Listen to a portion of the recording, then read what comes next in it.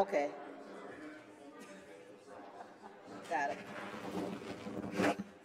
If everyone would please take a seat, we're about to start our meeting. Thank you. How are you? Good. You ready for your township items tonight? It's just extended. So you can take a motion to approve. And there's one to approve that council. And that and that doesn't mean you agree or disagree with it. It's just by law. So I'm gonna make it. Yes. And if somebody wants, if they want to make a motion, I have it. Good evening, everyone. It is 6:00 p.m. on Tuesday, June 10th, 2025. I'd like to call the meeting of the Peoria City Council to order. I'd also like to welcome everyone in our historic City Council chambers, as well as our listening audience at WCBU. Welcome also to our audience watching on cable channel 22. Madam Clerk, the council mics are open. Please call the roll. Mayor Ali, Present. Councilmember Allen, Present. Councilmember Carmona, Here. Councilmember Sear, Here. Councilmember Gordon Young, Present. Councilmember Jackson, Here. Councilmember Kelly, Here. Councilmember Euler, Councilmember Riggenbach, Here. Councilmember Velpula, Present. and Councilmember Vespa. Here. You have a quorum present, Madam Mayor. Perfect, thank you. Everyone, please join me and stand for a moment of silent prayer or silent reflection, followed by the Pledge of Allegiance.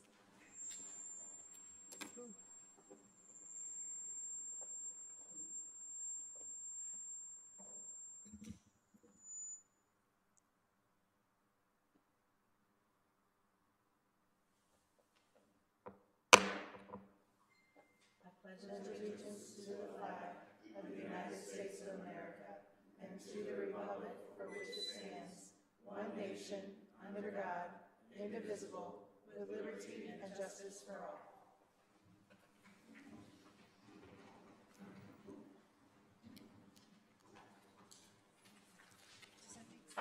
Madam Clerk.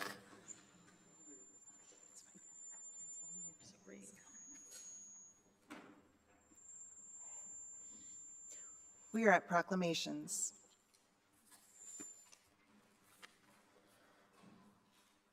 We have 4 proclamations tonight, and I've asked several council members to assist in reading those proclamations. Our first proclamation presented by the city is celebrating Juneteenth. Councilmember Allen. Thank you, Madam Mayor. Whereas Juneteenth, also called Emancipation Day and Freedom Day, commemorates the traditional observance of the end of slavery in the United States. It is observed annually on June 19th. And whereas on January 1, 1863, President Abraham Lincoln issued the Emancipation Proclamation to end slavery in the United States. And whereas more than 2 years passed before the news reached the enslaved Black people in Texas, on June 19, 1865, Union Major General Gordon Granger and his soldiers arrived in Galveston and spread the word that slavery had been abolished. And whereas Juneteenth is a day for us all to reflect on what has happened since 1865 and to celebrate the social, economic, and cultural contributions of African Americans in the United States. And whereas on June 16, 2021, Governor J.B. Pritzker signed House Bill 3992, naming Juneteenth as National Freedom Day, designated it as a state holiday. And whereas on June 17, 2021, President Joe Biden signed legislation into law establishing June 19th as Juneteenth National Independence Day. And whereas Juneteenth is the oldest nationally celebrated commemoration of ending slavery, the city of Peoria stands in solidarity with our African American community, and we encourage the public to attend one of the events celebrating this day. Now, therefore, I, Rita Ali, Mayor of the City of Peoria, Illinois, do hereby acknowledge and celebrate June 19th as Juneteenth in Peoria, Illinois, dated this day, 10th of June 25 AD. Thank you.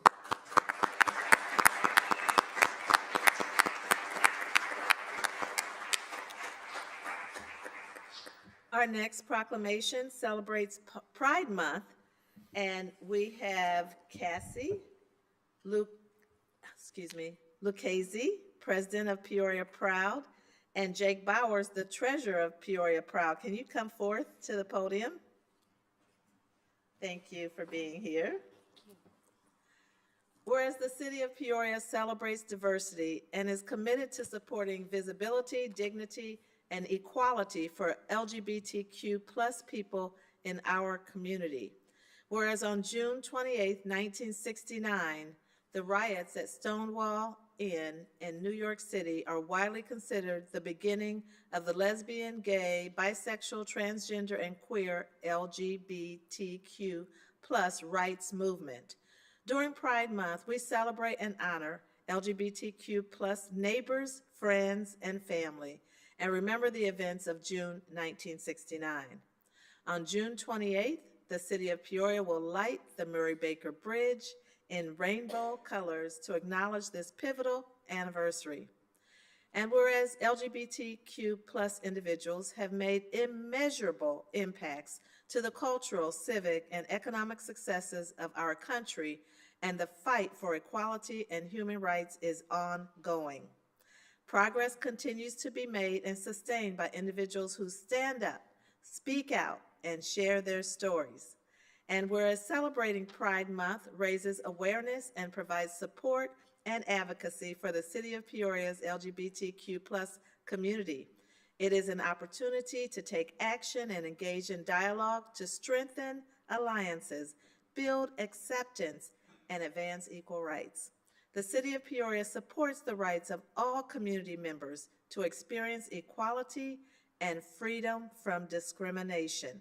Now, therefore, I, Rita Ali, Mayor of the City of Peoria, Illinois, do hereby recognize the month of June as Pride Month in Peoria.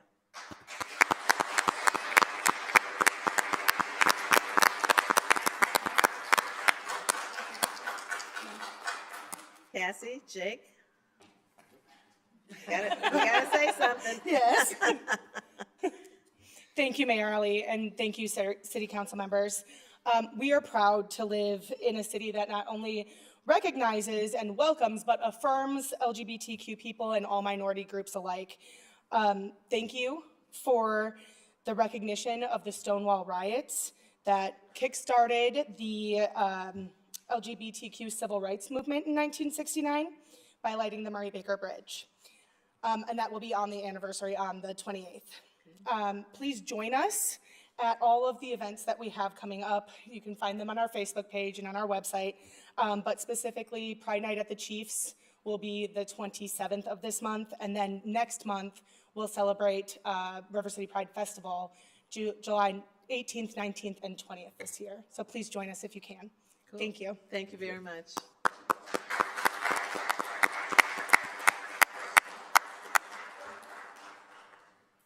Our next proclamation recognizes Migraine and Headache Awareness Month, and we have Alicia Friedman, the Headache on the Hill State Captain. Is Alicia here? Please come forward, and Councilman Zach Euler will read the proclamation. Uh-oh, there we go. Whereas headache diseases affect more than 40 million Americans, including approximately 4 million who regularly experience chronic migraines, and whereas headache diseases are among the leading causes of disability globally, disproportionately impacting women, veterans, and historically marginalized communities, and there are significant disparities in diagnosis, treatment, and outcomes for Black, Hispanic, and Native indigenous populations suffering from headache diseases. And whereas stigma and misinformation related to headache diseases have stifled research and advances in treatment, With only 800 certified headache medicine specialists nationwide, there are significant barriers to care, leaving many patients undiagnosed and untreated. And whereas all people living with headache diseases deserve fair, equitable, timely, and affordable access to innovative and effective treatments that will improve their quality of life. Now, therefore, Rita Ali, Mayor of the City of Peoria, Illinois, does hereby recognize the month of June as Migraine and Headache Awareness Month in Peoria, Illinois, dated this 10th day of June, 2025. Thank you.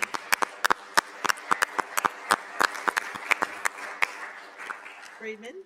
Mayor Ali, City Council, thank you for giving me the opportunity to have this disease recognized and the word getting out.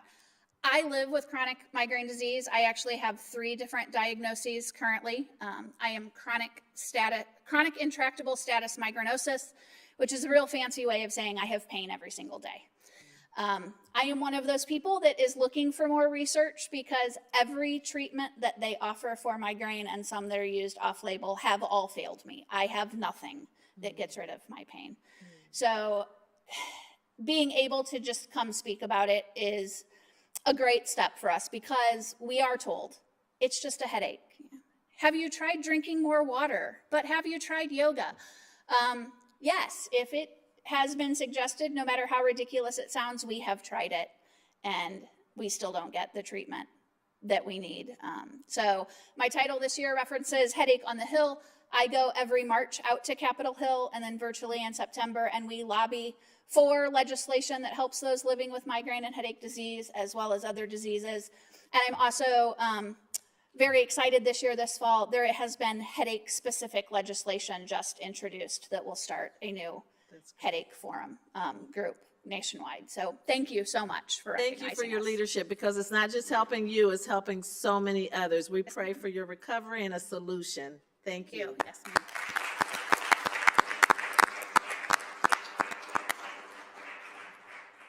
Our last proclamation recognizes the 50th anniversary of the National Association of Women Business Owners, or NAWBO.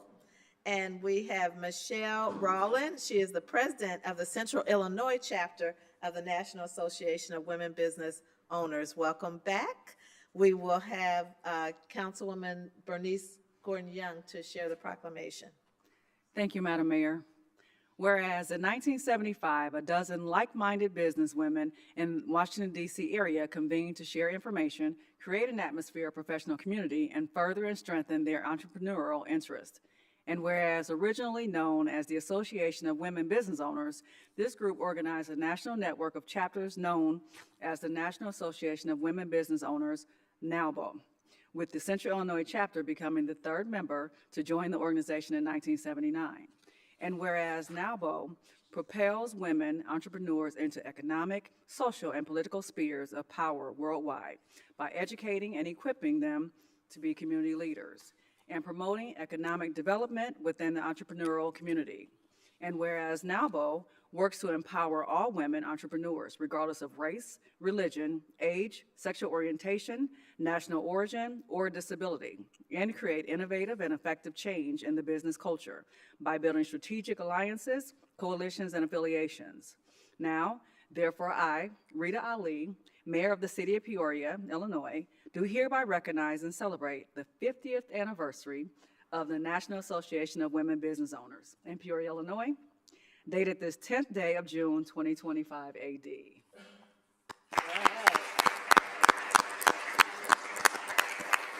Here is a long time. Rollin? Thank you, Mayor, and thank you, council people.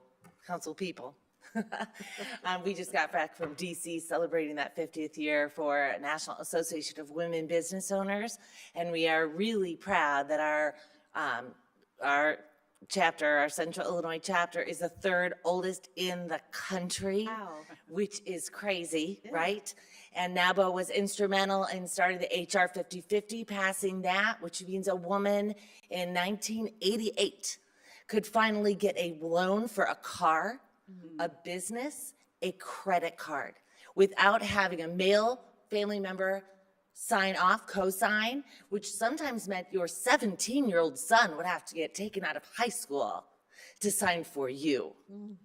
So we are so proud of our organization that we celebrated 50 years, and we hope to be here in 2 more years because Central Illinois, that will be our 50th. That's great. So thank you so much for the Congratulations. recognition. Thank you.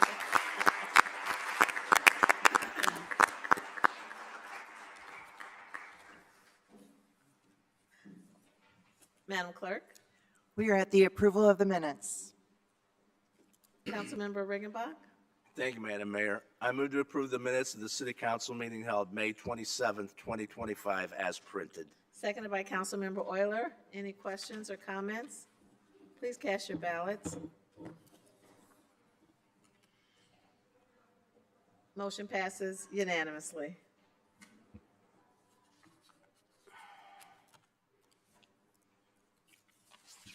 Madam Clerk, We have 2 town items. 25-141 is a request from the town officials to approve the May 2025 actual expenditures and to approve the June 2025 anticipated expenditures for the town of the city of Peoria. Councilmember Gordon Young, I move to approve item 25-141.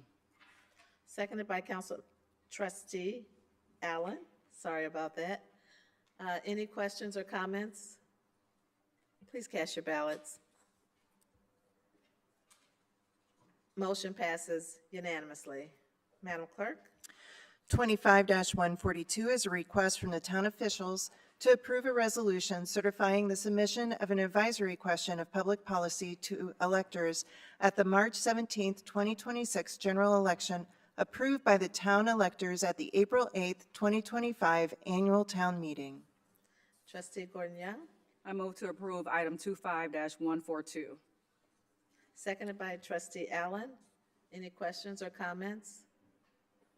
Please cast your ballots. Motion passes unanimously. Madam Clerk, We're on to the consent agenda.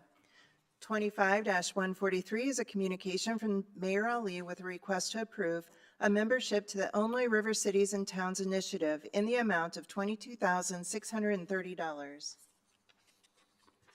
25-144 is a communication with a request to accept a dedication deed from Schick Apartments LLC for additional right-of-way along Persimmon to accommodate angled parking and shifted sidewalk and to reduce the proposed building setback.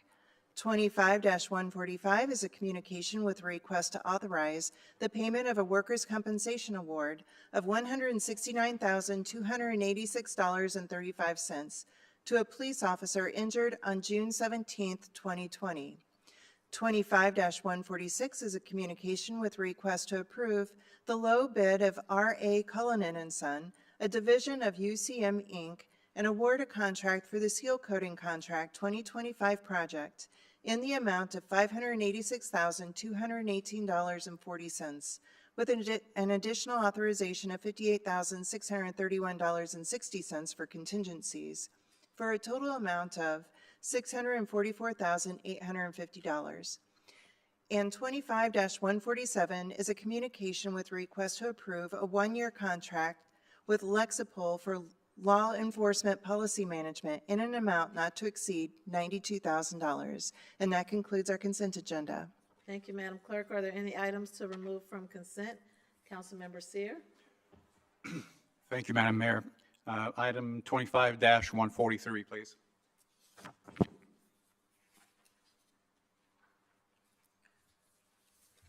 thank you. Are there any items to remove from consent? Can I get a motion to approve? Moved by Councilmember Kelly, seconded by Councilmember Velpula. Please cast your ballots. Motion passes unanimously. Madam Clerk, 25-143 is a communication from Mayor Ali with a request to approve a membership to the Illinois River Cities and Towns Initiative in the amount of $22,630. Councilmember Seer, Thank you, Madam Mayor. Mr. Manager, how much money are we spending on the, or investing in the CSO in our 18-year agreement with the EPA? Overall, it's going to ballpark?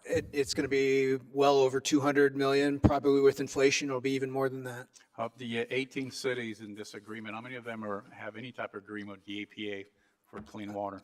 It would be us. That's it. So really, $22,000, Madam Mayor, doesn't mean anything in a budget of $250 million.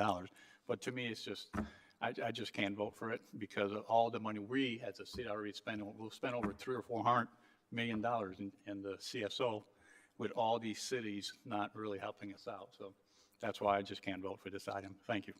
Okay. Well, this is an opportunity to bring economic development to our river city and to actually advocate for our river, the cleanliness of our river, as well as working with our regional cities to improve the opportunities. I have asked, I was going to save it for public comment, but I have asked Colonel Sinkler and Dr. Singh to provide some additional information on the Illinois Rivers Initiative, Illinois River Cities and Towns Initiatives.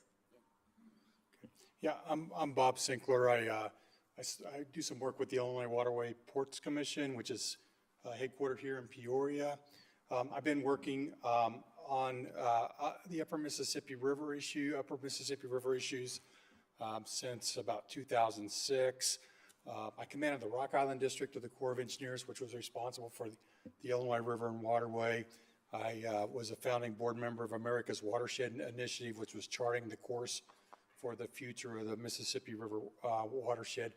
I currently serve on the board of the Upper Mississippi Illinois Missouri Rivers Association, and I also serve on the board of the National Waterways Conference. And one thing I noticed several years ago was that there was a Great Lakes Cities organization that represents over 200 organizations. Yeah, 265 mayors along the Great Lakes and St. Lawrence cities. It's international organization between Canada and U.S. And then there's a Mississippi River Cities and Towns Initiative, which has about 106. Yeah, and I'll introduce Dr. Anshu Singh here in a minute. But I also served as the strategic advisor for the commander of the U.S. Army Corps of Engineers in Washington, D.C. And what was that was before I left the military. And what I noticed was that the Illinois River and Waterway was under-resourced, underfunded, and did not have the same visibility as other major river systems in the U.S. And I can show that very easily. The documentation's pretty, and it's there. For example, I'll just use this as an example. There's $192 million worth of ecosystem restoration projects that are approved for construction under the Upper Mississippi River Restoration Program between Iowa and Illinois in the Quad Cities region. And there was zero before we started the Illinois River Cities and Towns Initiative on the Illinois River. And we want to bring that back into balance. So it was just the idea of the Illinois Waterway Ports Commission was to try and help stand up and support the establishment of the Illinois River Cities and Towns Initiative to raise our voice, raise our profile, be able to influence national funding and policy decisions, and also leverage a relationship with the Mississippi River Cities and Towns Initiative and the Great Lakes organization. And the whole effort is just to bring more investment back into the region. By forming a 10-county port entity on the Illinois Waterway, helped attract over $1 billion worth of investment since 2019 in the Illinois Waterway. We want to bring additional investment into our cities. And to do that, it helps if you've got an organized city organization that's focused not just on clean water and not just on the normal water infrastructure that supports city operations, but all aspects of water resources infrastructure. So that's a little background behind it. Dr. Anshu Singh, I'm going to introduce her. She's really runs the operation, the Illinois River Cities and Towns Initiative. Her husband works for John Deere in the Quad Cities. She's got a master's degree in agriculture from India's leading ag university, recently finished her PhD in large river ecosystems from Western Illinois University, and she is the executive director of the Illinois River Cities and Towns Initiative. Yeah, and I just say we already have these two successful models in front of us, the Great Lakes Cities and Town Initiative on the Great Lakes and the Mississippi River Cities and Town Initiative. More than 106 mayors are part of that organization from Minnesota to Louisiana. And our Illinois River is very strategically located, connecting these two major freshwater bodies. So I feel this was the IRCTI, Illinois River Cities and Town Initiative, was that missing link, which can help raise the profile of our region. Like for the Great Lakes, it was Mayor of Chicago, Mayor Daley, who took the lead in creating that organization in 2003. MRCTI, Mississippi River Cities and Town Initiative, it was started in 2013 under the leadership of Mayor Slay of St. Louis. So I feel here, being Peoria, being the largest city on the Illinois River, it's Peoria should take the lead, and I'm really appreciative of the leadership of Mayor Ali. As of now, we have more than 12 mayors on the Illinois River agreed to be member of this organization. We have already had 3 of our board meetings. Community Foundation of Central Illinois, Peoria, have agreed to be the fiscal sponsor for this organization. We are already working with Greater Peoria. So we have achieved a lot in last 5 months. So, I think IRCTI has a lot of potential to influence policies at regional and national level. It will increase the profile, elevate the profile of our region, and it will bring much overdue investment and infrastructure investment to the region. Thank you. Don't go anywhere yet, but thank you for your leadership, Dr. Singh and Colonel Sinkler.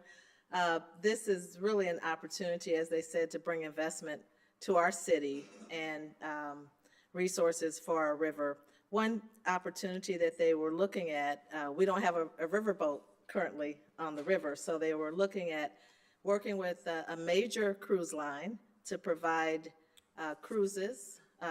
They can tell you the destinations. I don't really recall, I think up to St. Paul, Minnesota or somewhere, but cruises from Peoria as well as excursions, daily excursions is what they're looking at. So these are the types of opportunities that are being explored through this initiative as well. Did you want to speak on that? Yeah, we are already talking to American Cruise Line. Kristen Mira is the executive director for American Cruise Line. As of now, they are not focusing on this region, but I'm sure by persuading and following up, at least we are there to talk to them, and I'm already talking to them from last 3 months.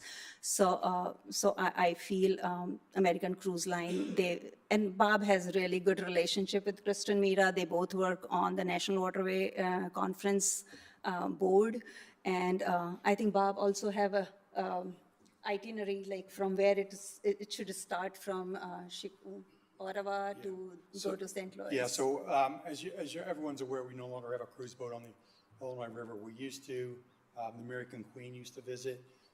So we put together an itinerary. It includes Savannah, includes Peoria, includes Ottawa. The plan is to fly people into Chicago, get on the American cruise boat in Ottawa, and then go down the Illinois River. Some discussion about whether it stops in St. Louis or it goes up to Minneapolis, St. Paul. But that's right now we've got several now American cruise boats on the Mississippi River. It's just another example where the Mississippi River is taking advantage of some of these opportunities, and the Illinois River Cities and Towns Initiative can kind of help steer some resources this direction. So, but I do serve on the one of the government relations person, I think Karen Myrna. Is that Kristen Myrna. Sorry, but I serve on the board of the National Waterways Conference with her, and she's the one that we would have to work through to get that going on the Illinois river. And that directly, supports tourism, recreation, and supports our communities on the river. So. Thank you. I think there might be some questions. Councilmember Riggenbach? Thank you, Madam Mayor. Actually, I wanted to thank you for bringing this forward, and while I certainly appreciate Councilman Sears' remarks, I think we have to remember, as Dr. Singh said, we are the largest city on the river, and that brings with it certain responsibility. And we'll be having a policy session next week about another area that we're called on to be the leader, and sometimes it gets uncomfortable, but I think this sounds like something that we can wrap our arms around. And having cities, Pekin, East Peoria, Ottawa, Morris, Peru, LaSalle, Beardstown, among others, if we weren't there, that would be a big gap. So thank you for the leadership you two have provided thus far, and we look forward to seeing the fruits of the initiative going forward. Thank you. I would make a motion to approve if that's appropriate. Seconded by Councilmember Jackson. Continued discussion, Councilmember Carmona? Thank you, Madam Mayor. I'm going to have to agree with Councilman Sear on this. Even though this $22,000 is really a small drop in the bucket of what we spend as a city, I would much rather us be, business friendly and look forward to growing our economy in ways that, don't cost us money, because I think that, we all know that we're going to have rainy days ahead with our budget. Like I said, it's a small drop in the bucket, but I just can't support it. Thank you, Madam Mayor. Okay. Councilmember Jackson? Thank you, Madam Mayor. I was glad that you brought up the issue with regards to the old spirit of Peoria, because I certainly miss the boat. I think there's a reason we are called the River City. And back in 2009, we had our annual family reunion. We have it every Memorial Day year. And we brought, well over 300, 400 people to Peoria. And I remember distinctly relatives from Memphis talking about how much they enjoyed hosting the family reunion on the spirit of Peoria. And I don't remember how much we paid. Was I on the committee? Well, it was well over $2,000 for usage of the spirit of Peoria. But I cannot forget the compliments we got from the folks from Memphis saying, how come you've never brought us down on your riverfront? This is so beautiful. They talked and talked and talked and talked about that cruise on the spirit of Peoria. And so it was an opportunity to do something different. And I see this, the lack of a boat would mean the loss of additional revenue for events like family reunions and parties. And back in the day, Mayor, I can remember groups hosting the boat to take parties and cruises out on the river.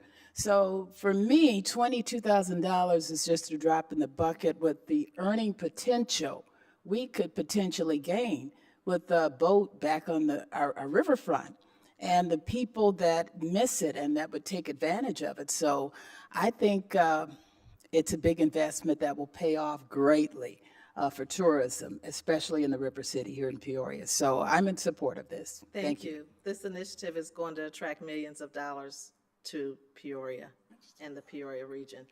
Councilmember Kelly? Thank you, Madam Mayor. I am not at all skeptical of the intent of this group. I am a little skeptical of what it can actually do. As far as the riverboat is concerned, we had a riverboat that was stationed in Peoria, and it moved in and out of Peoria, and it was very popular, and it made a lot of money. Okay, it was not a stop on a cruise line going from Ottawa to St. Louis, we had our own deal, and I think we're still working very hard on having that done. A cruise line would be nice, but a boat here would be better.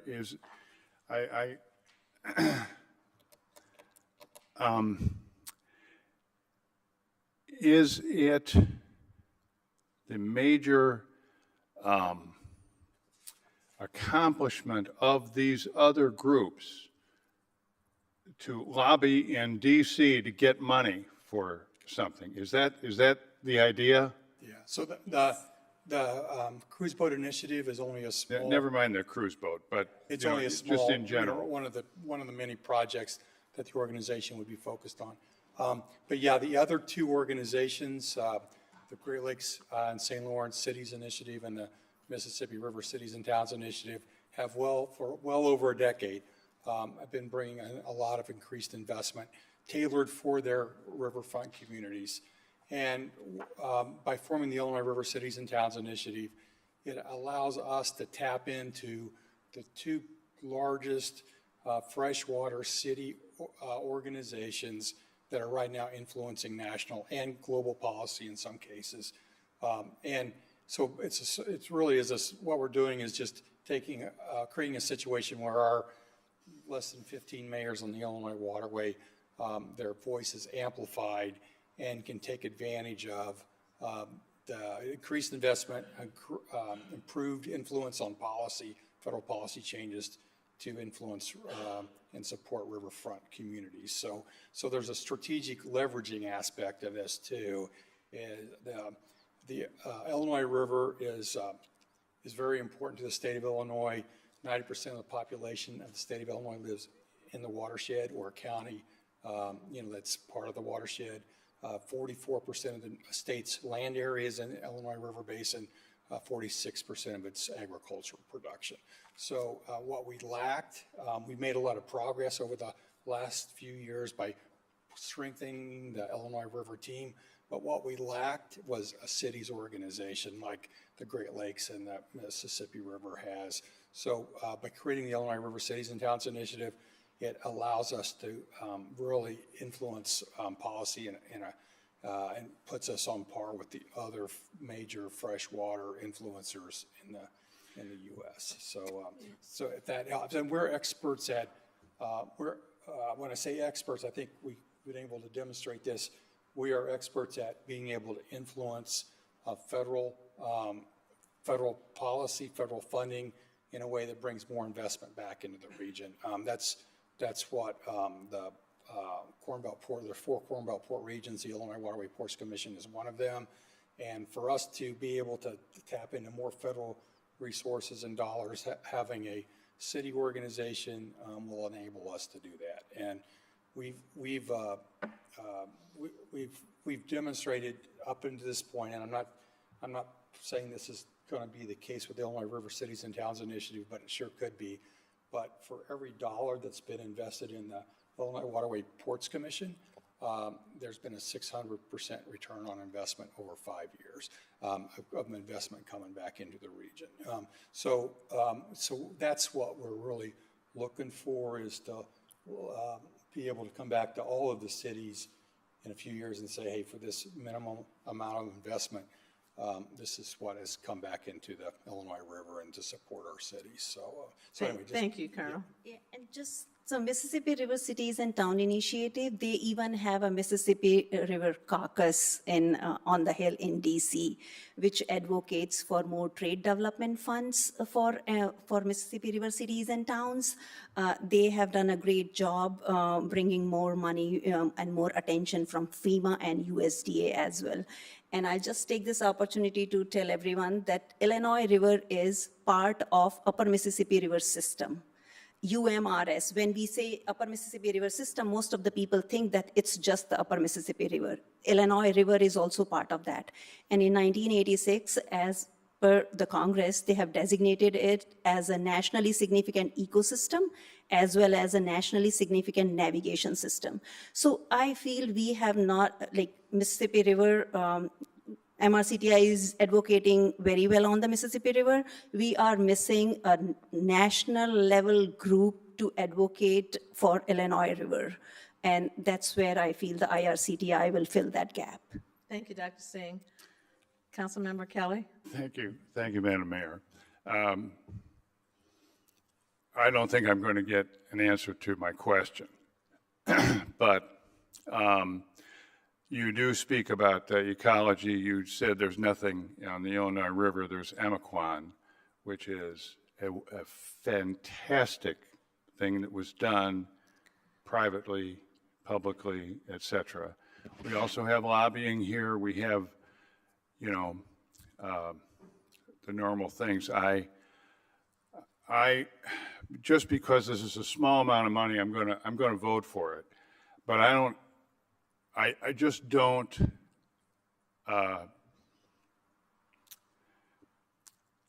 We need to have, in my opinion, and this is not your problem, we need to have a better product here.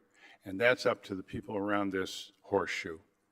We have a better product, we will get investment. If it's forced investment from somebody else, it often doesn't work. We've got legislators from here. We've got state government reps from here, et cetera. One more agency, I don't know what it's really going to do. I do not, for one moment, question your advocacy or your intentions. I just think it's one more thing that we belong to, and we as a city, we're not growing. We as a state are not growing.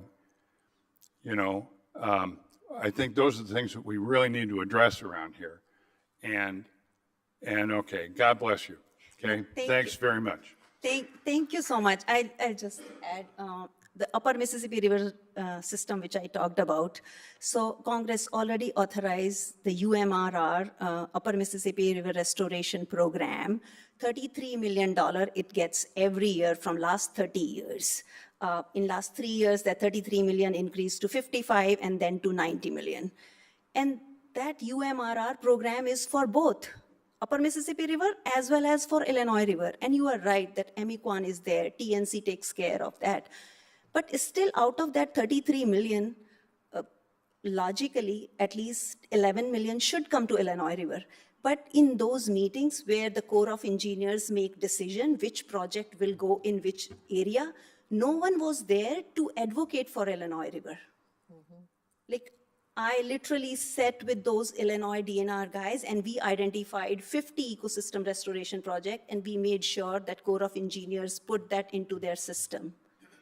Even Congressman Sorensen was there in our office and we showed him where we have identified those projects. Thank you, Dr. Singh. Yeah, Thank so you. I feel that advocacy was missing.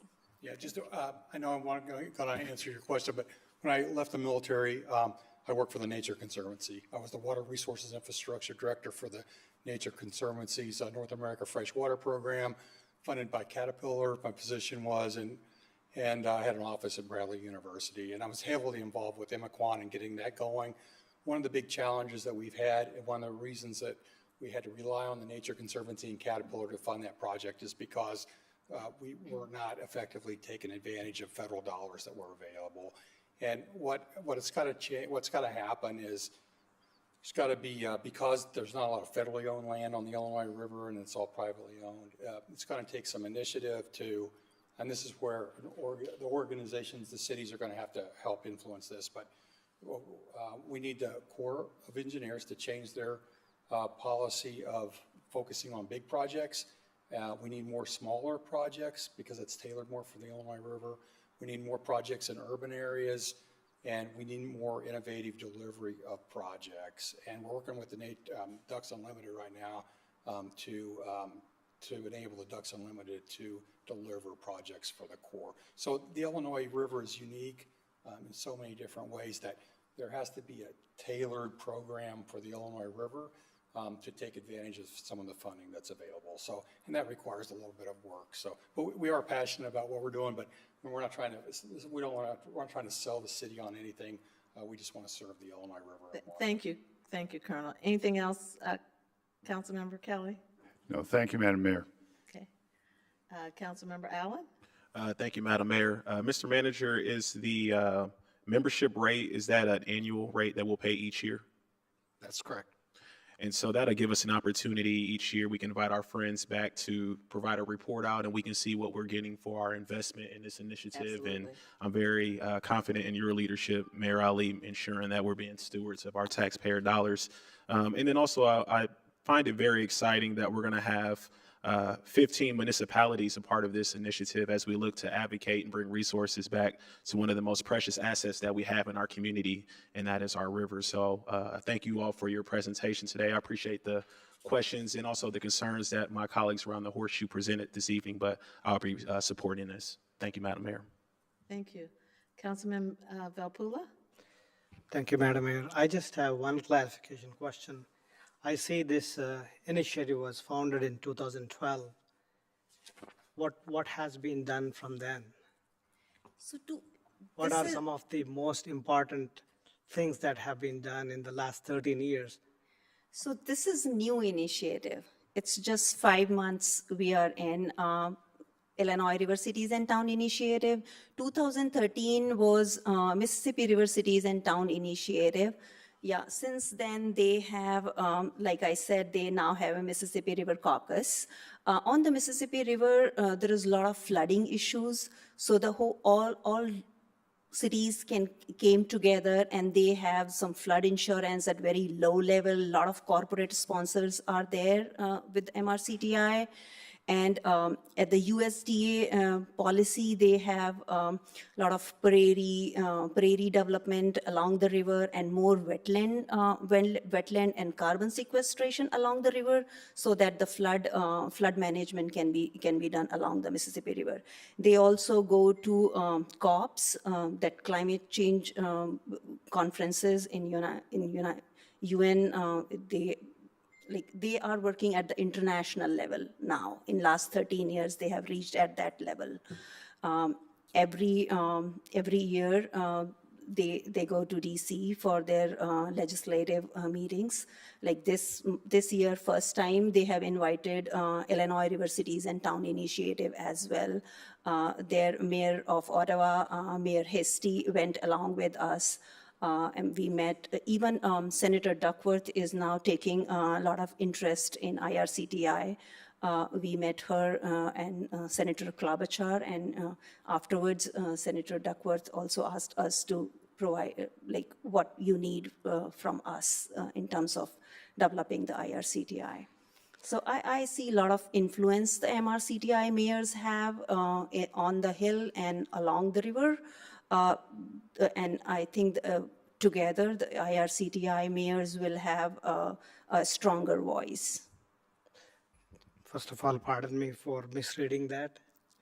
But, no problem. As you just said that the Mississippi River Cities and Town Initiative, do you think it brought any financial gain to the Mississippi in the 13 years? Or it is just there to protect from the environmental factors? Because the discussion we are having here is that we will have some financial impact if or when this collaborative organization starts working and you bring something back to Peoria. That's our goal. What happens outside Peoria probably is not, that doesn't matter to me, but my understanding I wanted to really understand what did the initiative do, what kind of financial dollars did it bring it to the Mississippi City with this initiative in the past 13 years? Because that gives us an understanding of what we could expect.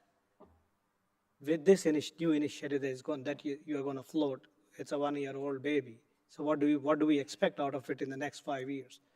Okay, maybe.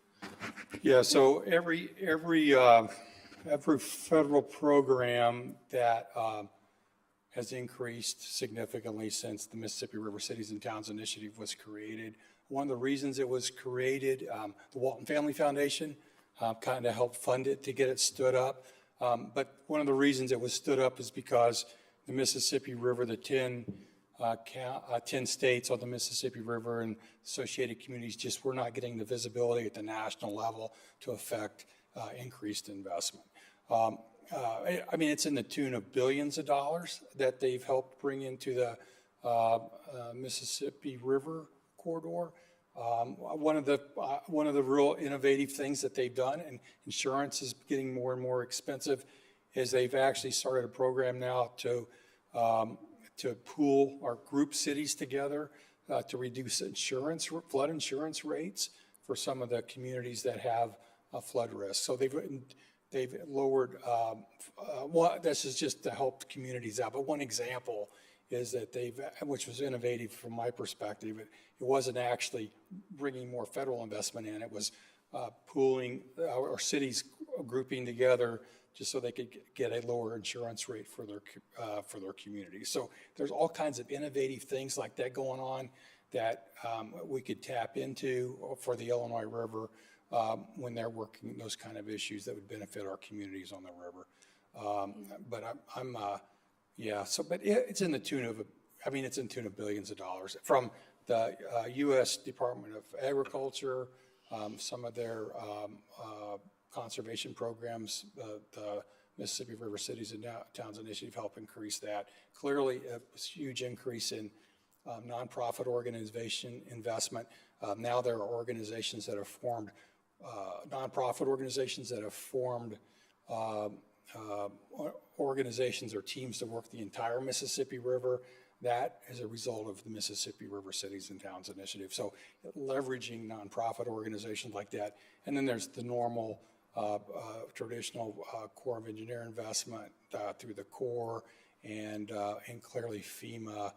They're working very closely with FEMA to help reduce costs for the community. So they kind of view the whole Mississippi River now as more of a system, and it's really, and mayors get things done. Everyone likes it when things are led by mayors because they deliver for their communities, and that's why both the Great Lakes and the Mississippi River Cities and Towns Initiative organizations have been so successful because they know how to deliver for their communities and actually inserted themselves into a lot of the federal decision making that was going on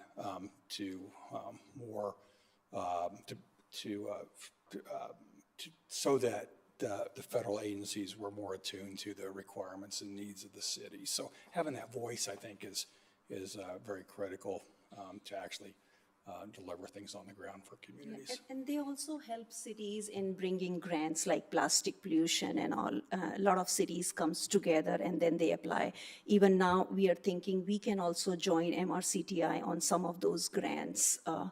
And right now I don't have much information on that, but I know that there is also a trade development fund which they could have created after MRCTI's inception. There's also a Great Lakes Trade Development Fund that's funded by the Department of Agriculture. Yes. that helps promote business opportunities along on the Great Lakes and on the Mississippi River. So, and that's in legislation, funded in annual appropriations. The Illinois River is left out of that. So by creating an Illinois River Cities and Towns Initiative, it allows us to take advantage of, by teaming with the Great Lakes organization and the Mississippi River organization, it allows us to take a small percentage of that. If they're willing to give it to us, and that all indications are they will, a small percentage of all the funding and grant funding that's coming in to support both those organizations. Yeah, and as of now, they're working on that freshwater coalition, which we will also be part of once we will be there, Illinois River Cities and Town Initiative, and for that also the advocacy is going on that coalition might get some funding from the federal. So if we are part of that, then we will also get the pie, maybe the smaller because we are smaller than the Great Lakes and Mississippi River. I am not against your initiative. I was just trying to understand what this initiative will bring to Peoria. And I have one more question to Mr. Manager. Mm-hmm. So are we obligated to pay, do we have a contract, or it renews every year or it goes year by year? My understanding is this is an annual contribution that would be made to support the efforts and the budget of the organization. It would be member-driven at the amount of $54,000 from the communities along the Illinois River, and then other corporate sponsorships that they would gain. Okay. Thank you, Madam Mayor. You're welcome. Thank you. Councilmember Seer. Thank you, Madam Mayor. I love the passion tonight, not just from our presenters, but from you, Madam Mayor, on this project. And finally, some of my colleagues finally waking up a little bit here just for $22,000. I get a kick out of how my colleagues are finally awake a little bit. We got this budget coming in the fall. So I'm so surprised at the quality of the discussion tonight on the $22,000 item. So I think it's great, but we got to move on, and I got to call the question. I think we have a motion on the floor, and before you call the question, Madam Mayor, I just want to say, I hope I can't vote for this, but I hope you get tremendous amount of success. I think we have other pots of money that is their job to promote Peoria, like Convention Bureau, Peoria, Chamber of Commerce, and the Civic Center. I mean, we've got so many organizations out there that's their job to promote Peoria. And this is really go beyond Peoria. So best of luck. I mean, nobody knows about the future. I doubt, and I don't like it when people, millions of dollars will come to Peoria. I hope it's true. But we just don't know about the future. But I think I'd like to call the question, Madam Mayor. Councilmember Carmona. Thank you, Madam Mayor. Excuse me. And sorry, I don't want to make this any longer. I just had a simple question. How many cities have already signed on to be a part of this? Are you saying point of order? Okay. Oh. All right. Is there a second? Seconded by Councilmember Kelly. Okay, there is a motion on the floor to call the question. Is that right? Can we go ahead and vote? We can go ahead and vote, Council. Vote on the motion to call the question. We have to vote on the call the question. Okay. Let's vote on calling the question, please. Please cast your ballots.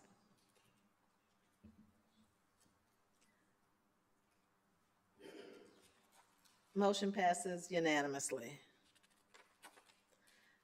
Now we have a motion on the floor to approve the item. We have a second. Please cast your ballots. Motion passes with 2 nays, Seer and Carmona. Thank you, Dr. Singh and Colonel Sinkler. Appreciate your leadership. Thank you so much. Madam Clerk. We're at regular business. 25-148 is a communication from the City Manager and Director of Community Development with a request for the following. A, approve an incumbency certificate and resolution accepting a grant increase and extension from the Illinois Housing Development Authority for the Strong Communities Program Round 2 in the amount of $475,000. And B, adopt an ordinance amending the City of Peoria 2025 revised budget relating to the general fund to recognize the receipt of the IDA Homeowner Assistance Grant in the amount of $475,000. And item B requires 2/3 vote of council members voting, no less than 6 votes, and we need separate votes on each, please. Mr. Manager. Thank you, Madam Mayor. I'd like to turn it over to our Community Development Director, Doolin. Thank you, Mayor. Thank you, Council. The item in front of you, the main reason that we wanted to put on regular item is to really kind of celebrate the success of our staff, because this really is a fantastic reflection of their work. The City of Peoria previously received about $712,000 in a Strong Communities Program grant for demolition in the City of Peoria. Multiple communities throughout Illinois received similar grants from IDA. IDA is under a little bit of time crunch because they have to spend these funds because they're part of the state of Illinois allocation of American Rescue Plan money. And a lot of communities, fortunately for us, did not move as quickly to spend their funds. So they took back some funds, they had some additional funds, and they approached us and a few different grantees and said, we really appreciate how quickly you spent the funds. If you had more funds, could you spend them also quickly? And we said absolutely. So just wanted to take the opportunity to thank our community development and our legal department staff for all their work on demolitions. Over the last 10 years, we have really stepped up our demolition efforts. We ran some numbers today. Over the last 10 years, we've torn down about 950 vacant and abandoned houses in our community. But really the remarkable thing in the last 3 years, we've torn down about 450 of those 900 houses. So their work does not go unnoticed. We really appreciate all of our staff's efforts. And I would like to see if Corporation Counsel would also like to mention, I think his staff a little bit. I think often our legal department, who does all of this paperwork for us, doesn't quite get the praise. So this is a great opportunity. So I would, if it's all right, Mayor, hand it over to Corporation Counsel to say a few words. Any questions for Director Doolin? This is exciting. Councilmember Seer? Thank you, Madam Mayor. Just one question and comment, really. Congratulations, Director Doolin, on all the work you've done and your staff over the last many years. My only question is, do we have any plans? I mean, that's 1,000 empty lots. Excuse me, we're looking at another 100 possibly, and I don't know what the number was for that, about $10,000 a piece roughly on average. Do we have any, I mean, this is a lot of properties. What is the goal for the future with these properties next 4 years, 10 years? I mean, do we have a goal? Yeah, I mean, I think that really our efforts have been to get caught up in the demo process and to get properties down. And we're just starting to see some really positive momentum to then transfer those lots into actual housing. About 3 months ago, Churchview Gardens down on the south end off of Ann Street broke ground, and that's going to be about 60 units of affordable housing in the next month or two, where we tore down McKinley. Habitat will break ground. We got a congressional earmark, some home funds. Probably when that project's all said and done, about 3 years from now, there'll be about 20 homeowners living in that area in brand new construction. The goal is to really kind of tear these houses down in clusters. I mean, that's the strategic goal. You know, often we think about it in a way of kind of what can we do to get development. I think on the individual level, when you've lived by a vacant or blighted house, you don't really care about future development. You've just had a house that's been a target for arson. So we've been able to address that concern with all these, but we've also been able to accumulate multiple properties together. And that's the only way we're really going to attract some development and really attract more housing opportunities to people in our older neighborhoods. Thank you, Director. Thank you, Madam Mayor. Welcome.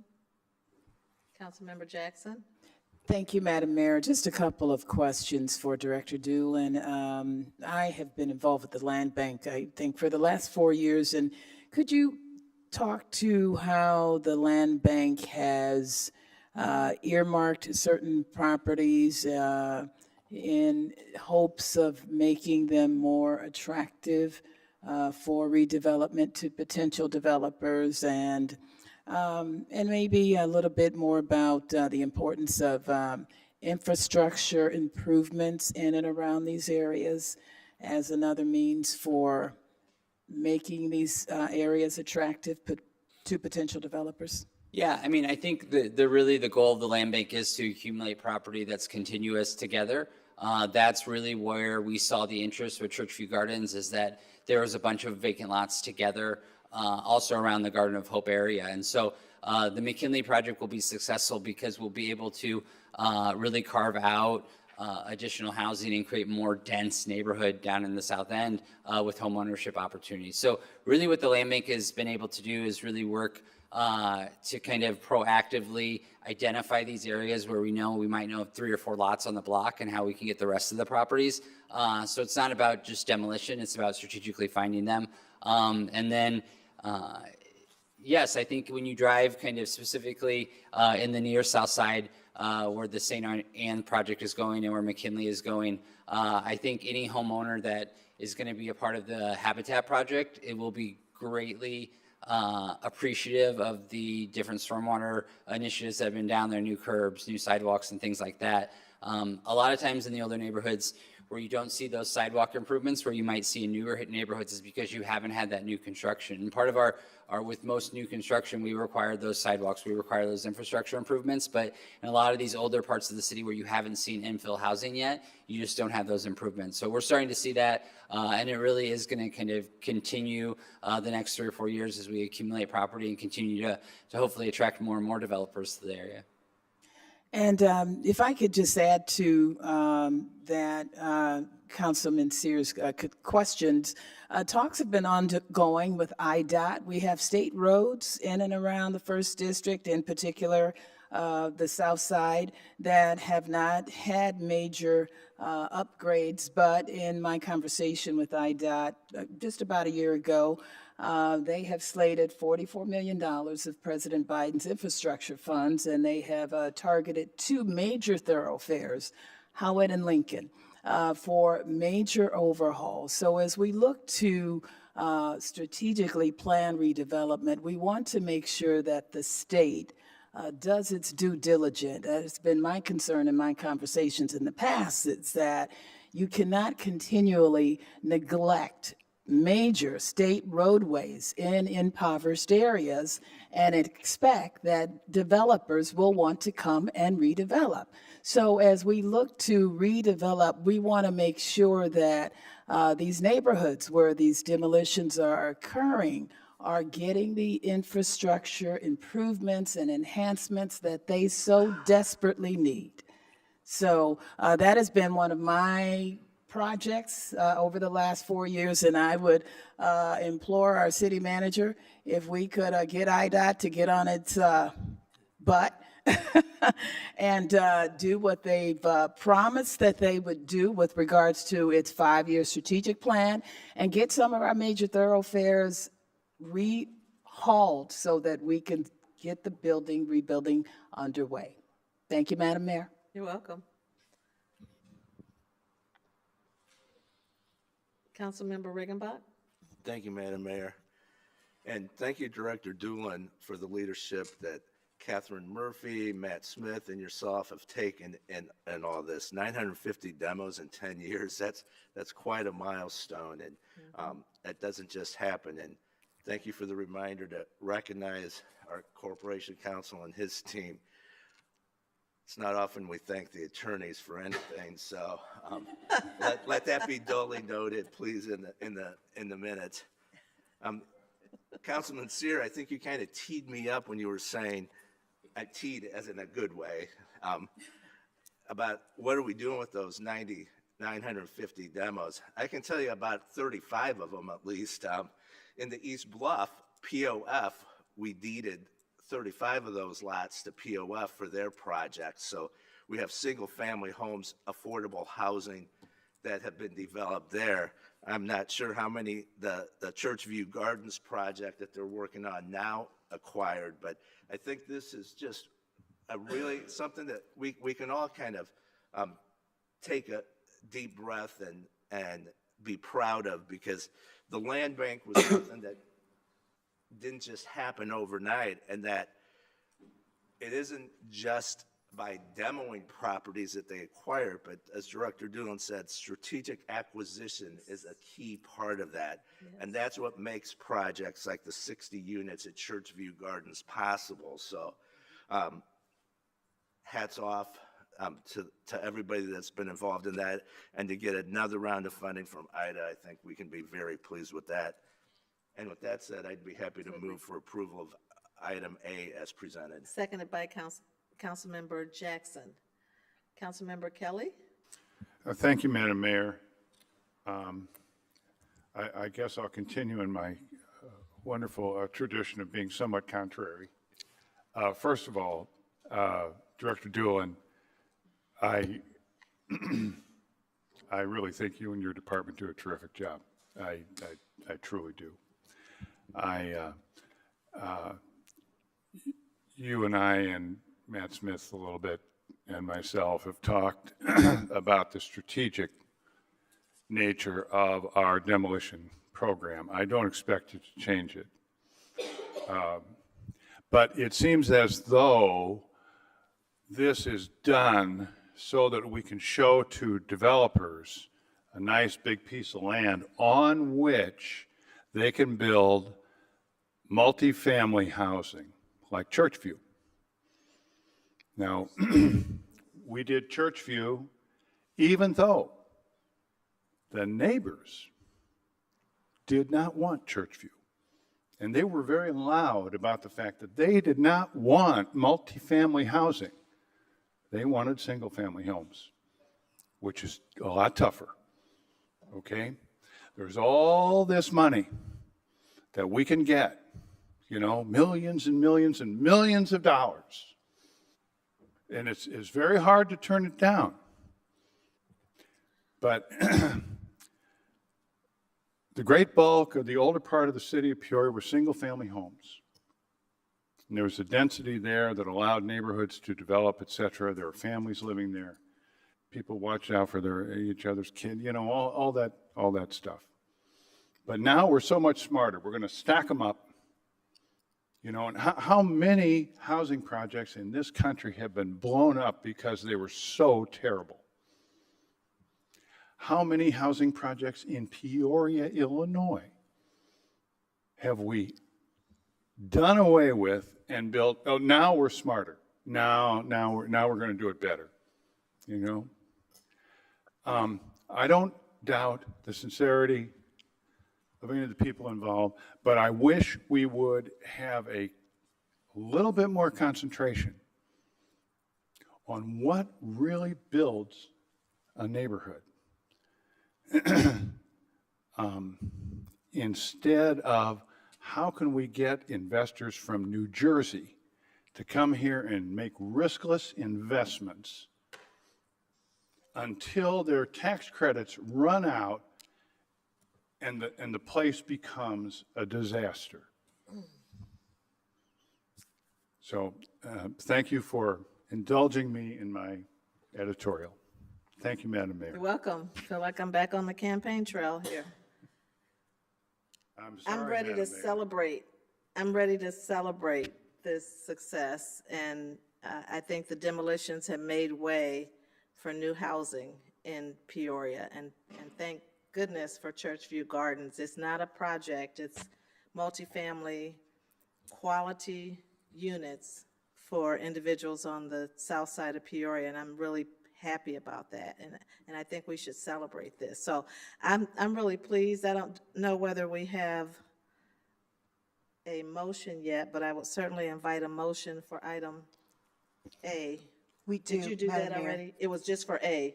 Yes. You did the motion. Okay. Councilmember Regenbach, seconded by Councilmember Jackson. Okay, great. All right, fantastic. Councilmember Jackson, did you want to say something else? Yes, thank you, Madam Mayor. One last point to Councilmember Kelly's comment. I think the way we build neighborhoods, and I've heard this from my colleagues in Andre Allen in District 4, is by providing a combination of different types of housing, rental as well as home ownership.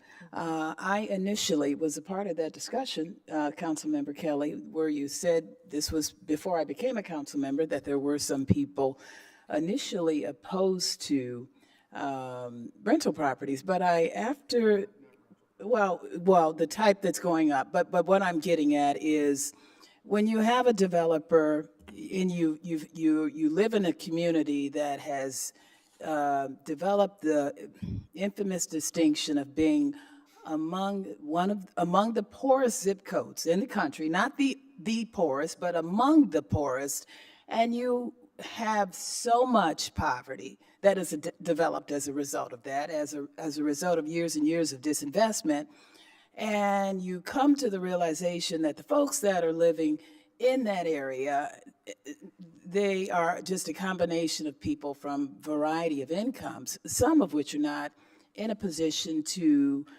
purchase a home right away. So when you have a developer knocking on your door with $25 million, I initially was opposed to Churchview Gardens, but I came to the realization we had not had any new construction in that area since the Dollar General was built in 2010. And you have a developer knocking on your door with $25 million saying, I would like to do this project. You realize that that is just a small piece of what you hope to be a larger puzzle in the future, a neighborhood that will have a combination of not only rental units, but at some point, we are going to include home ownership. But for the folks who cannot afford to pay that right now, sir, this is a start. This is an option. So we don't want to tie our hands and say we don't want any development unless it's brand new homes. But if you've got folks knocking on your door with $25 million saying, here, we want to develop, I think it's incumbent upon us to say, wait a minute, maybe this is part of the impetus for bringing this redevelopment back in a community that had not seen any investment, sir, in 30 or 40 years in terms of brand new homes outside of Spring Grove. So you've got to start somewhere. You've got, and certainly rejecting a developer who's got $25 million wanting to invest in your community, I thought about it and changed my mind and said, we've got to start somewhere. So I'm happy, Director Doolin, at the work you all have done. I think this is a process that will go on long after I'm off the scene. I think what we're doing now, we've just begun to start the progress for redevelopment. Redevelopment that we hope will continue for the next 10 to 20 to 30 years until we're able to stabilize and see the kind of communities that we hope to see. Thank you, Madam Mayor. You're welcome. Councilmember Regenbach? Thank you, Madam Mayor. Councilwoman Jackson, that was one of the most eloquent rebuttals I've heard. That exactly hits the nail on the head here, that there is no cookie cutter approach to affordable housing. And again, the work that POF has done in reaching out to the stakeholders in the neighborhoods, whether it's the East Bluff, as we did the 30 homes, we did the Attorney General grant before that, and the work that you did in engaging and your own story of how your perspective has changed. We are going to have single-family homes available for sale when Habitat comes in, and the project going down to old school sites is something that we have not seen before. So to insinuate that we're down the path to disaster, I think is very, very inappropriate. I think we've learned from what some of the old projects look like that have been replaced, and we're being very conscientious as we move forward. So I think we're fortunate to have partners like Habitat and Peoria Opportunities in Peoria that share our vision and that listen to what our residents want.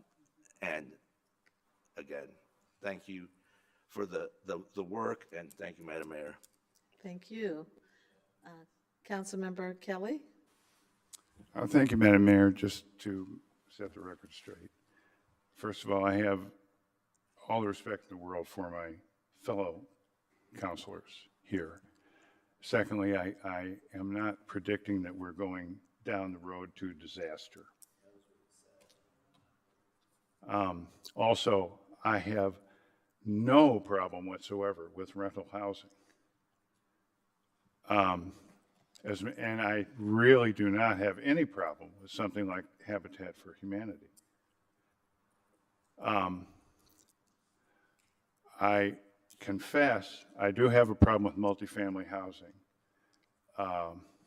in difficult neighborhoods. I think we should do much more in the way of the promotion of good rental housing in those neighborhoods, mainly from existing people there. The $25 million investor isn't probably going to be interested in that. But I think we get dollar signs in our eyes, and I think we all do that. But I am very much, I mean, I was a renter when I started out. I think most everyone's a renter when they start out. I don't have any particular problem with rental housing. But the rental housing that we've had, I think if we gave it the kind of attention we give multifamily housing or brand new housing, we would have a better city. But it's a little bit more difficult. So thank you, Madam Mayor, and thank you for your comments. We have a motion on the floor to approve item A and a second. Please cast your ballots. Motion passes unanimously. Can I get a motion on item B? Councilmember Riggenbach? Thank you, Madam Mayor. It appears that the actual name of the grant was not typed correctly on this, so if I may correct that with my motion, that we're adopting an ordinance amending the City of Peoria 2025 revised budget relating to the general funds to recognize the receipt of the IDA, and then it's the Strong Community Program grant in the amount of $475,000, and to adjust the attached budget amendment to reflect the correct wording and dollar amount. Seconded by Councilmember Jackson. Any comments or questions? Please cast your ballots. Motion passes unanimously. Thank you, Director Doolin and your team. Madam Clerk? 25-149 is a communication from the City Manager and Finance Director Comptroller with a request to receive and file the month ended April 30th, 2025, unaudited financial report. Mr. Manager? Thank you, Madam Mayor. I'm going to turn the floor over to our Finance Director, Director Kyle Craddy. Thank you, Mr. Manager. First, thank you, Councilman Riggenbach, for amending that. That was my typo, so I just wanted to say that for the record. So it wasn't perceived that that was Joe's staff. That was me. The April 30th month-end report in front of you tonight. I'm happy to report that on the revenue side, we're pretty much flat with where we anticipated for budget. And we are also up 2.5% compared to last year. On the expense side, expenses are down 5.2% compared to the expected budget and down about 7.3% compared to where we were last year. Some of that has to do with grant funding, but I think really when we're seeing our expenses declining faster than our revenues, that's actually a good sign for the budget's health for the rest of the year.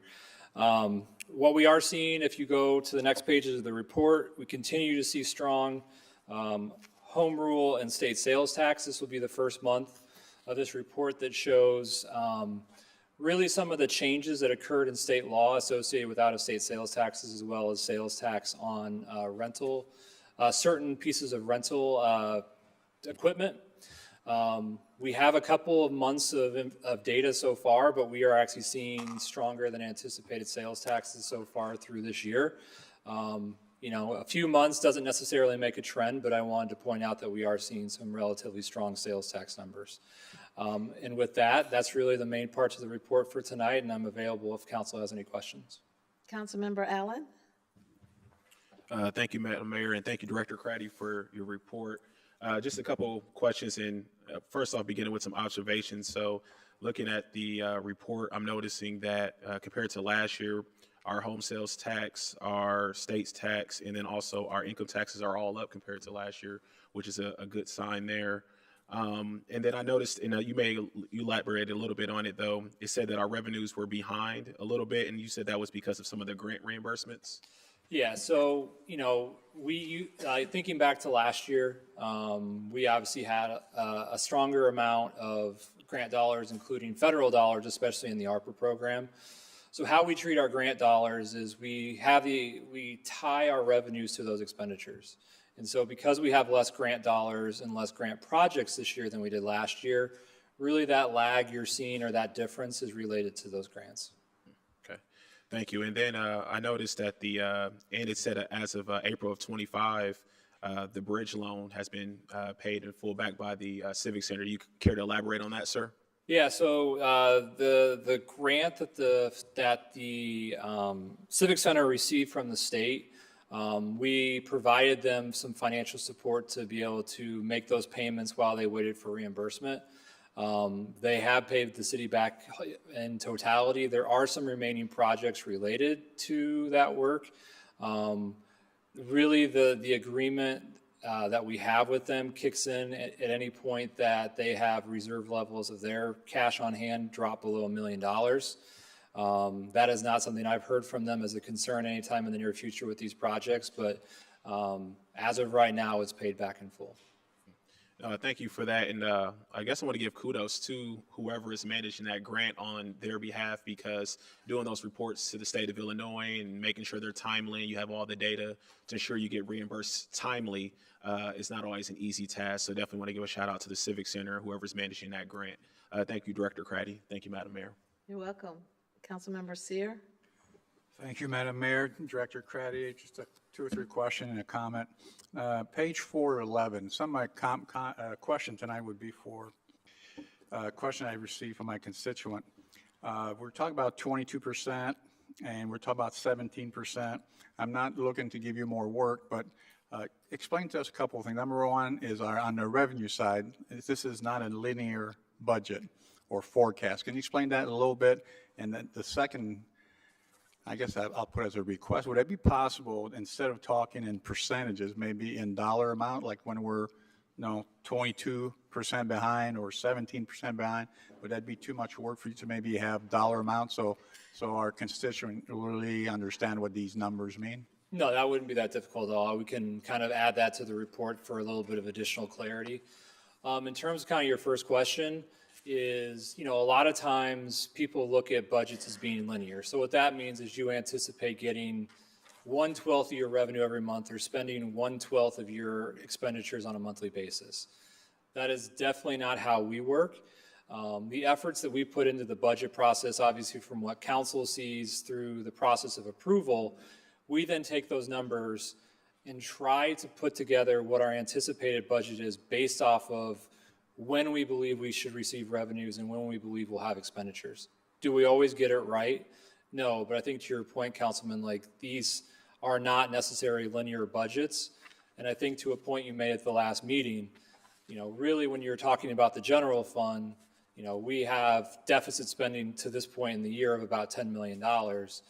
We anticipate that will get closer to that $1.5 million of a loss that was budgeted for use of the reserves by year end.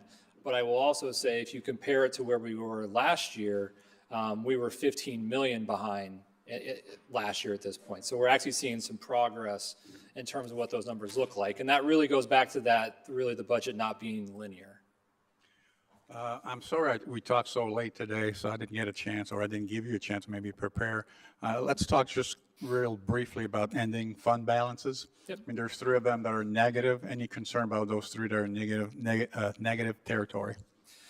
No, I think the CDBG and home one that's on there, that one really just has to do with us having expenditures out and how that process goes through. We have to request the funding from the federal government, so that's really why that one's in negative territory. Stadium TIF is a smaller amount that will correct itself through the next remaining years of the TIF. Obviously, the large one, and I know we talk about a lot, is going to be the garbage fund. That is anticipated to get closer to that $0 amount around 2028 with some of the changes that were made with the landfill contract. So we should start to see that number get closer to 0 around 2028. And then the last one is on the IMRF fund. So if you remember back when the city offered the early retirement incentive back in 2021, we did a loan from the OPEB fund to pay back to pay for that cost at a lower interest rate than what IMRF was going to charge us. And so reality, what shows here is really that due to the OPEB fund. So really when you strip away what that loan is, we're actually above the 25% fund balance target in that specific fund. So I'm not worried really long-term about any of these not being something that's going to get corrected over time. Thank you for this explanation. Another question is about, I expect a new line item in our budget for 2026, which should be called cannabis revenue. Can you tell us a little bit the rules and why so far, it's been 4 or 5 years, we've not seen anything about that yet, and hopefully we'll see something for the 26 budget? Yeah, so those dollars obviously currently still sit in our budget, but we put those all together under our general sales tax line item. And that primarily is because the city does receive confidential statements from the state of Illinois in terms of really how much revenue we're receiving from each business type. The rule of thumb with the Department of Revenue is that you need to have 5 businesses before you can report those in totality. The city is now at a point where we do have 5 cannabis dispensaries operating. So I do anticipate, just with one final check-in with the Department of Revenue to make sure we're not going over our skis on this one, I do anticipate that we should be able to report to council during the next budget process what our anticipated revenues are from cannabis sales tax. Last question, Mr. Craddy. I believe it's been proven by how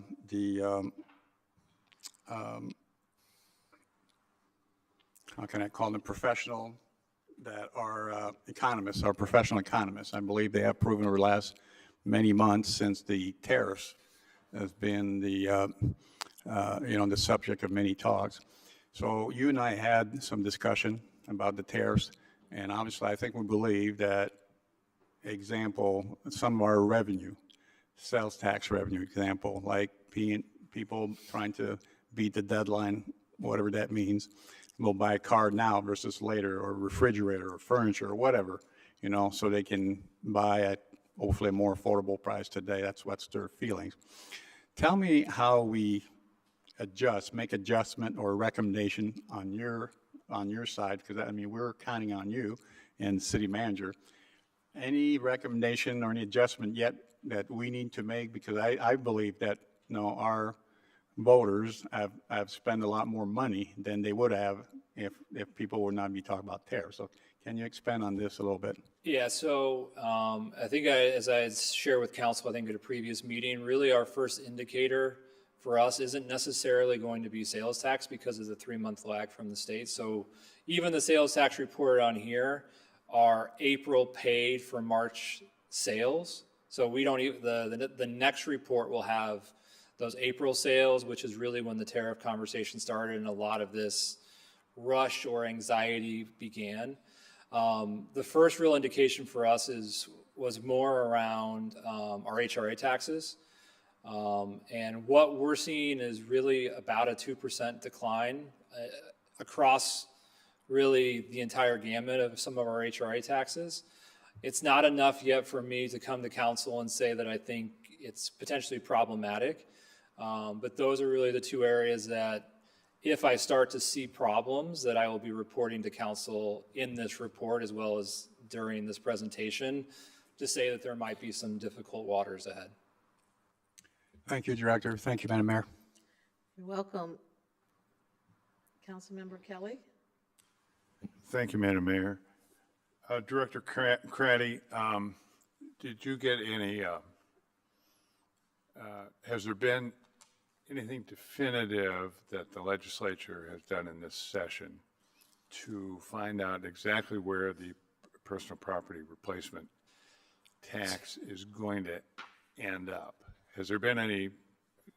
Yes, go ahead. So the best estimate that we have is, the one thing I cannot necessarily give you any clarity on yet is, are there additional clawbacks in the FY26 budget in terms of pulling back some of the additional revenues that were provided to the city back in 22 and 23.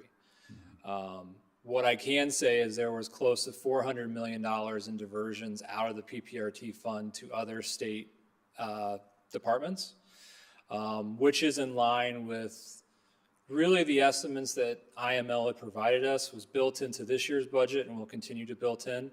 But there was additional diversions this year out of the PPRT fund as part of this budget. You mean further than in previous years?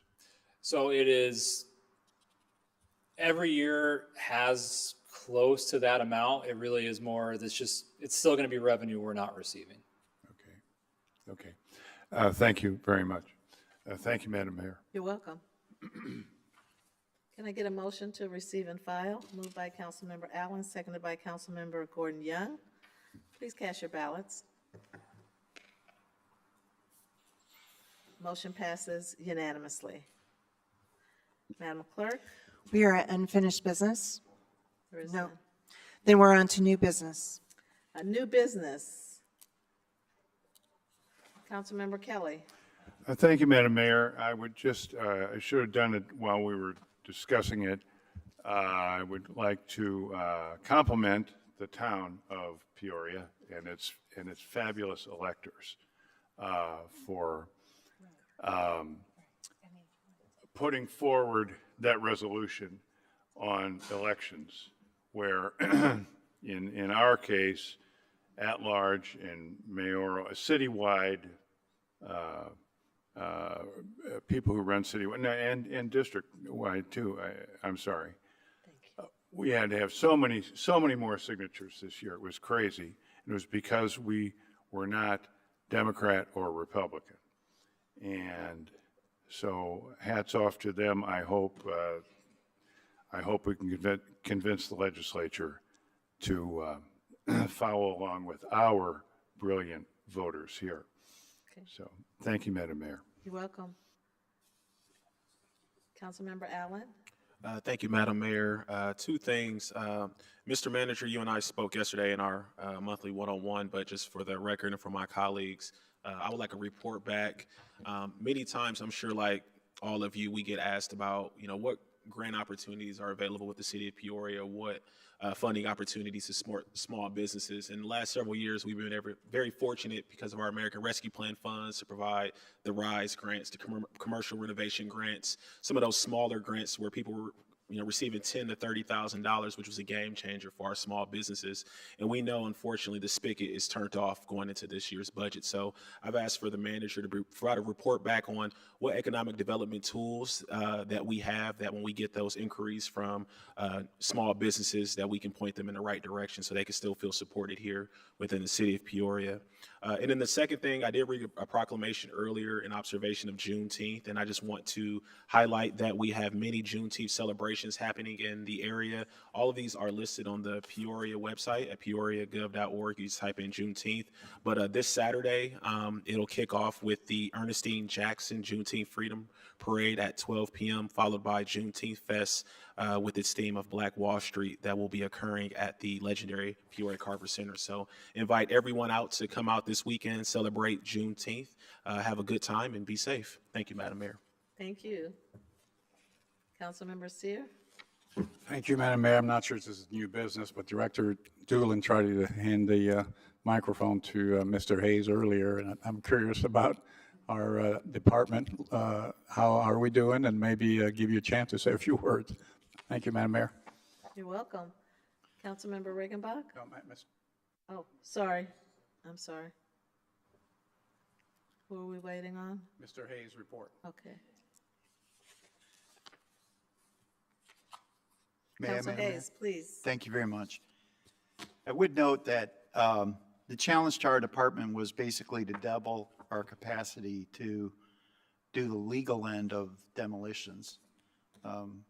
The Community Development Department does an excellent job identifying the parcels that might be eligible for demolition, and then providing all that information about ownership and the condition of the property to the legal department, who then files a lawsuit for each and every one of those demolitions and goes through a number of statutory notice provisions as well as the court process to get to a final order where we are entitled to either take ownership of the property or at least demolish the property. We went from never having done more than 100 demolitions to last year doing nearly 200.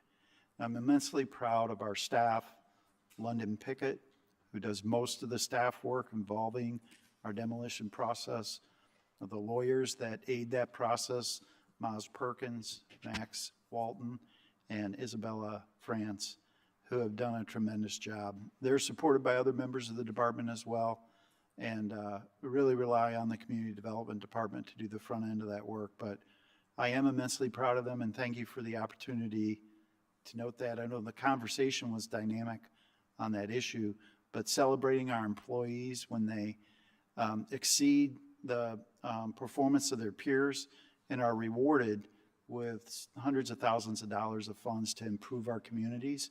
It really did put a bounce in the step of my staff, and they're still enjoying that. And I think they'll enjoy tonight's discussion as well. So thank you very much. You're welcome. Congratulations to your whole department.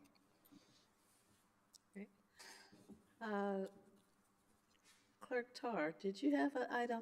Yes, I did. Thank you. If I could just have a little bit. I just wanted to share that the Central Illinois Municipal Clerks Organization will be hosting its biennial Back to Basics training conference here in Peoria. This event is designed for newly elected and appointed clerks from across the state. So we have them from all the way up to the north, to south, east, and west. They're all coming to Peoria, Illinois. And it's for current clerks as well to brush up on their skills and stay informed on new practices. So we've had mayors, we've had city managers reach out to us in the last couple of weeks because they've had newly appointed clerks who need trained in their position. And it's not something that you can just step into lightly. There's a whole lot to it. It's a clerk-to-clerk training, so myself and Courtney Coe and my chief deputy, of course, Trina Bonds, will be assisting with the training and with a number of other clerks, and it's focused on the core responsibilities of the office, including but not limited to like the Open Meetings Act, the Freedom of Information Act, and the Local Records Act. The conference will begin on Thursday afternoon and continues through Friday at the Holiday Inn and Suites at the Shops of Grand Prairie. And then, of course, due to overwhelming interest, we've had to up our rooms over and over. We have over 100 clerks coming. They all couldn't stay at the Holiday Inn, so we had to get a sister hotel for them to stay. They're all excited, and we're proud to welcome them to the city of Peoria. It's an important training opportunity. So I just want to say thank you. Fantastic. Thank you for sharing that. Councilmember Regenbach? Thank you, Madam Mayor. Two quick things. For those of you that work downtown, you've probably noticed the influx of pedestrian traffic with Caterpillar back full force 5 days a week downtown. There's a lot of action going on. We want to welcome all of our food cart vendors to take advantage of that influx of population. And of course, we have construction going around the courthouse this year, so there's always a challenge, but we do have one dude, if you will, that has a nice hot dog stand that's out every day, rain or shine, at Main and Adams. So just put a plug in for his persistence. And 2 weeks ago, I had asked the chief to give us a report back on the neighborhood service unit, the residential officers. Would it be all right if Assistant Chief Dixon give us that report briefly? Sure. Thank you.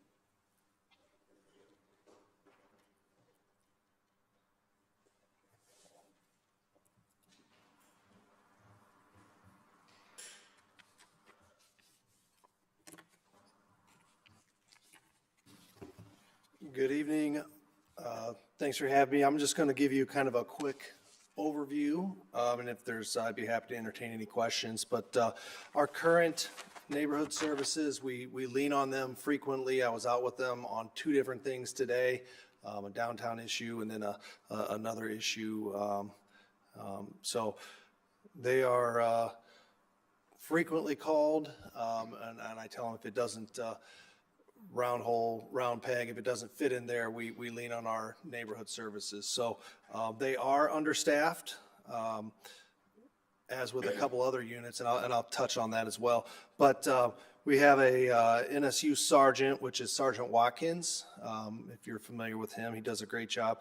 And then we have currently our nuisance abatement officer. We lost to a promotion, but we have transferred an officer from patrol, regular patrol, to our neighborhood services. So that is a temporary transfer.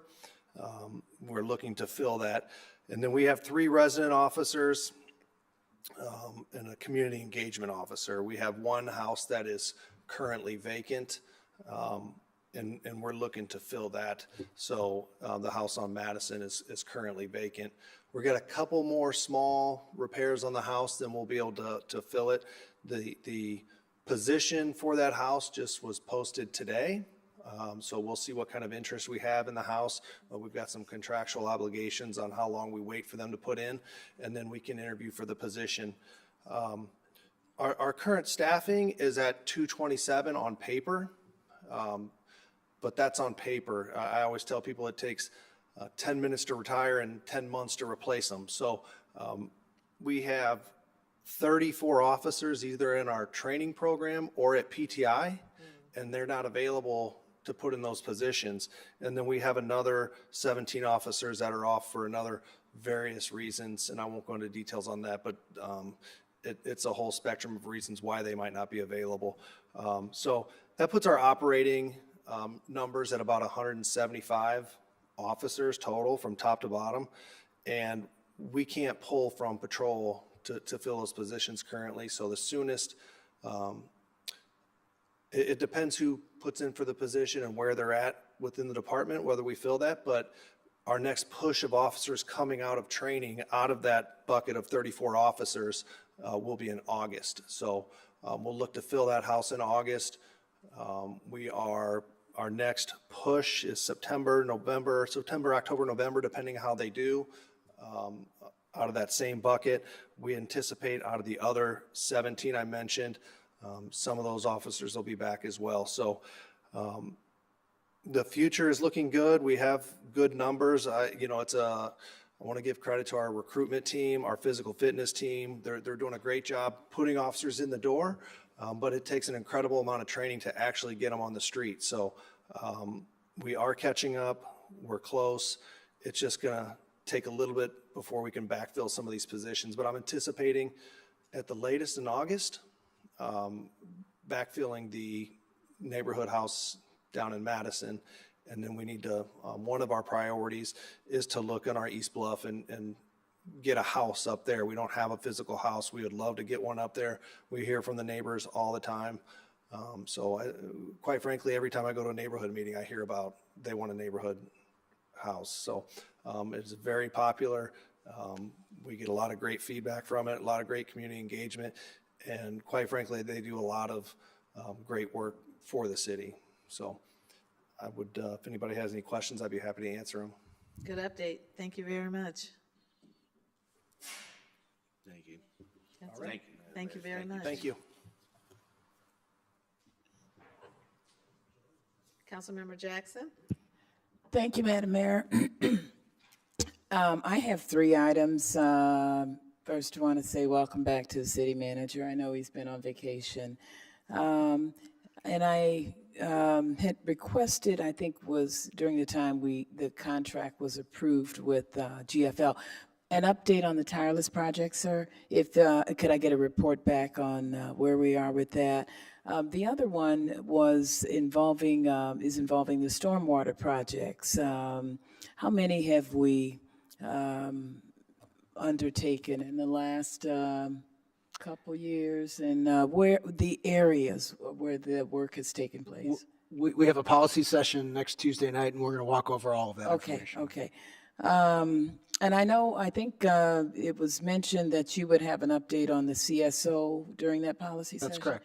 And will that include, I'd like to know areas that are included under the CSO. What areas? Because I had raised a question about some of the work going further south, because there was an area down on Krause where no sidewalks, and we've got handicapped people living around there. That area is outside of the CSO work that we're talking about, but we can have a map that we can show you what the CSO area includes. All right. Thank you. Thank you, Madam Mayor. Oh, you're welcome. And lastly, I just want to remind everyone that our annual State of the City event will take place on Thursday, June the 26th, this time as a lunchtime event rather than an evening event. So I think it starts at 11, but the council will get an email out encouraging you to confirm your attendance for Thursday, June 26th, sponsored by the Peoria Area Chamber of Commerce. Any other new business? Okay, Madam Clerk. We are at citizens' opportunity to address the city council. We only have one card, and it was from Dr. Singh and Colonel Sinkler, who we heard from earlier. Did you have any final comments? We just want to say thanks for your support. Okay, you're welcome. Thank you. At this time, I would like to invite a motion to adjourn and to convene in closed session immediately following the adjournment of the city council meeting pursuant to the Open Meetings Act 5 ILCS 122C5 to discuss the purchase of real property for the use of the public body, including discussing whether a particular parcel should be acquired, and pursuant to the Open Meetings Act 5 ILCS 122C21 for approval by the body of the closed session minutes. Moved by Councilmember Allen, seconded by Councilmember Gordon Young. Please cast your ballots. Thank you for your service.